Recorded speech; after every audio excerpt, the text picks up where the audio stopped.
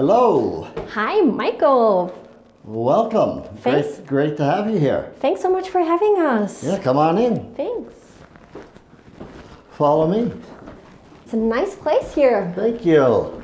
So we are really excited to have 15 questions for you today. 15 questions. Wow. Yes, so I would say let's get started. First question. Okay. When did you start working with Remax? I started officially working for Remax on October 31st, 1986. Oh wow, that's It's long a long time ago. long time ago. I was 19 years old. But unofficially before that, I already started in 1980, if you include my time as the garbage man at the office and doing odd jobs. So I've been around Remax since 1980. Oh wow, that sounds like a lot of fun activities It's you a long have time. there. I've done everything you can imagine in Remax. So next question, what was one of your greatest success moments?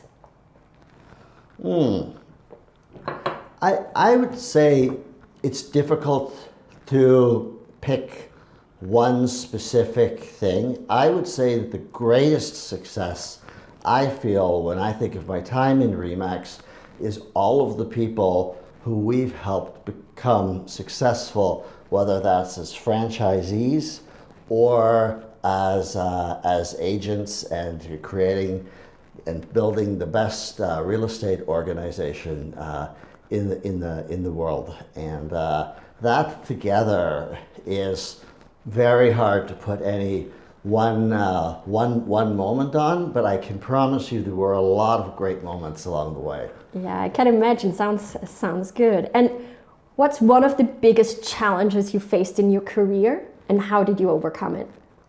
Well, the biggest challenge always is going to be uncertain times, and that's always tricky. Now, what do I mean by uncertain times? When times change, when the economy becomes a little bit more difficult, that it's harder for our agents because people aren't making buying decisions as fast. People aren't buying franchises as fast, but these things always come and go, like all challenges. For me personally, I would say the biggest challenge was when I transitioned in around year 2000. I believe it was the middle of year 2000, to become regional director, regional manager of Remax Ontario, Atlantic Canada, because that's when I was first time running the whole company there, had a lot of people, and I needed to build the company above and beyond where it already was. So that was probably my greatest personal challenge. Yeah, I can imagine. It sounds quite challenging. Yeah. And coming to real estate and trends, what do you think? Which real estate trend at the moment do you think is overhyped? What real estate trend is overhyped? Boy, that's always a tough one, because I am such a believer that this is still a person-to-person business, and biggest thing that's overhyped, but it has been for a long time, is how technology will change our business and possibly disintermediate some brokerages or some agents, and we have heard that for decades now. As long as there's been technology in real estate, we've heard that, and it's never happened. Technology has always become a tool of what our agents use. Will AI replace real estate agents? No, AI will become a tool that real estate agents and brokers use. Yeah, I agree. So yeah, you have a really nice place here and actually really great view. Do you mind if we go outside and sit outside for a little bit? Why don't we do that? Well, let's go outside. Wow, this is really an amazing view. Beautiful Switzerland. Yeah, would have been nice if it would have been a little bit sunny, but yeah, I guess that's out of our control. Well, you know, lately it's easy to guess the weather because it either is raining or it's going to rain. Cool. So I have a few personal questions. What is your main hobby, passion that you pursue in your free time, and how does those activities, how do they influence your professional life? Great question. Well, the thing I've been most consistent with in my throughout most of my career has been a commitment to exercise and fitness. I have been somebody who gets up early and goes to the gym or out for a walk or hike almost every day at 6 a.m. I'm a real early bird. It's not uncommon for me to be up at 4 a.m. That's when my alarm goes, and that's something that I have consistently done just to take care of myself mentally and, you know, a little bit physically. Also, you know, how much I eat is not always the best formula, but I think it's really important to do that. And then, as I think many people know, I have a great passion for cars, especially sports cars. I love to drive. I'm much more of a driver and driving fanatic than I am a car collector. And whether it's old ones or new ones, I guess I'm a car buff. Oh wow, yeah, I saw a few videos. They look really intense and cool and fast. If you could describe yourself in one word, what would that be? Intense. That sounds fun. And so, what have you done for the first time recently? What have I done for the first time recently? Yeah, I know it's a tricky one. No. Anything? No, nothing that I can think of. Okay, then we'll just skip that one. What book has significantly influenced you? What book has significantly influenced me I would say Ken Follett's World Without End is probably one of the more influential books in my life. It's a trilogy, and it's something that I find history really fascinating, and thinking about how different things were at different times in our history, and just knowing that we're just living at one point in history, and everything will be different in 20 years from now and 100 years from now, and you think how much things have changed in just 50 years from where we are today. That's a good recommendation. I'm actually just also myself trying to go through the first part of the trilogy, and it's really, really interesting. And what's the last great film you watched? The last great film that I watched was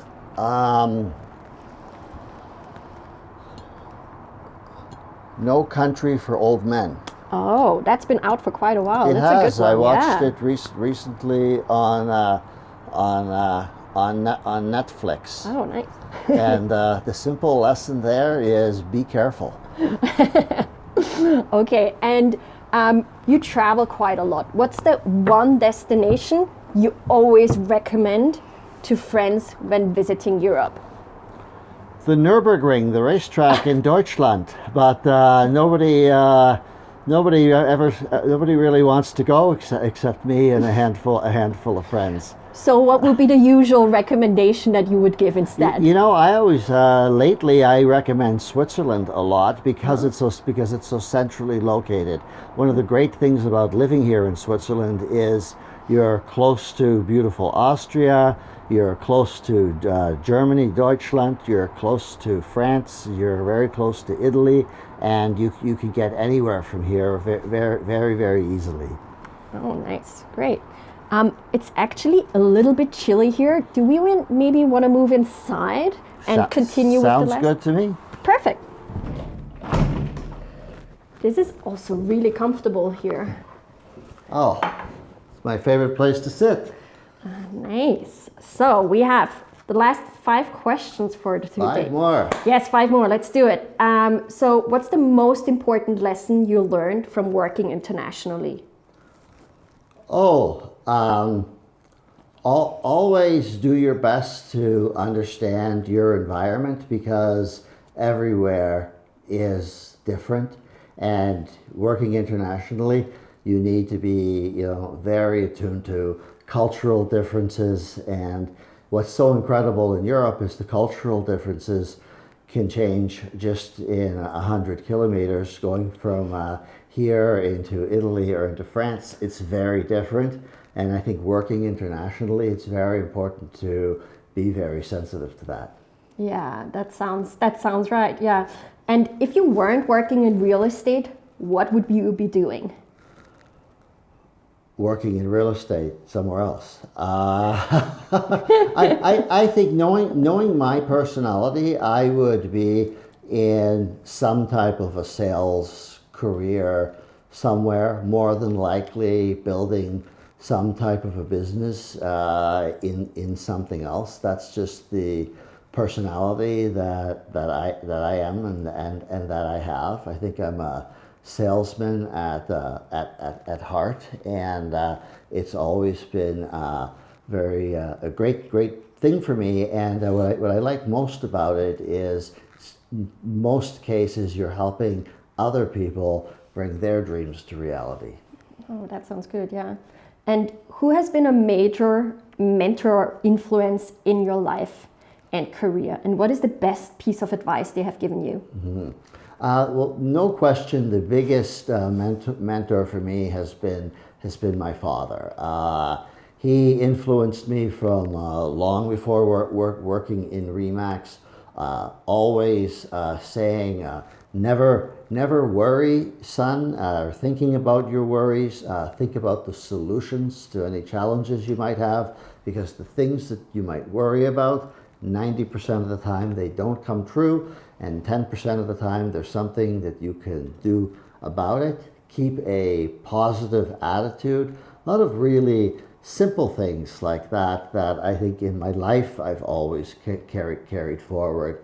And of course, he's taught me so much about persistence in sales, and never taking no for an answer when you're in sales. No for us means maybe, or when should I come back? And he was a very, very persistent salesman, and I think that I'm the same. He had a huge influence on my life in more ways than I can say.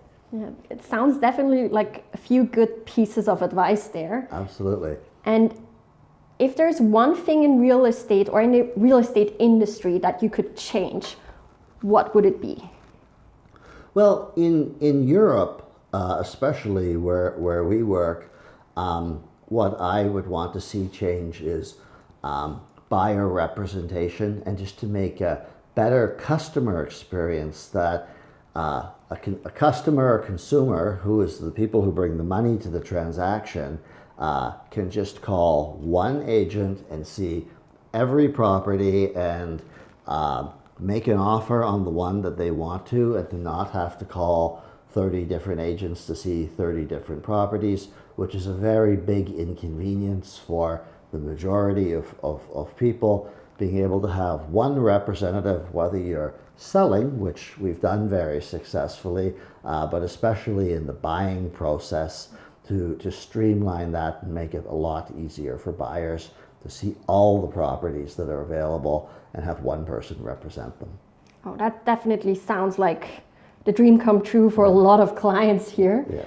And then finally, the last question. If you had the opportunity to give one piece of advice to someone starting in real estate, what would that be? Be persistent, be consistent, and understand that it takes time. And success in real estate never comes quickly. It's a process. You have to think of it like you're starting a new business, and it's very much a business endeavor. It's not really like starting a new job where work is assigned to you right away. And do the hard stuff. You know, real estate is about relationship building, and one thing that we know for sure is that the successful people in real estate are the ones who really work on relationship building, and we know that the people who struggle don't focus on that nearly enough. Being out there talking to people and helping people find a new home, sell the home that they have, that all takes time and perseverance and focus and being willing to do it day in and day out. Oh, yeah, thanks so much. Yeah, that's a great piece of advice, and I definitely can take a few things with me today. Yeah, that was it. Thanks so much for your time today and for having us at your place. And yeah. Thanks for being here. It's been a pleasure to have you. Yeah, we hope to see you very soon. Absolutely. Thank you.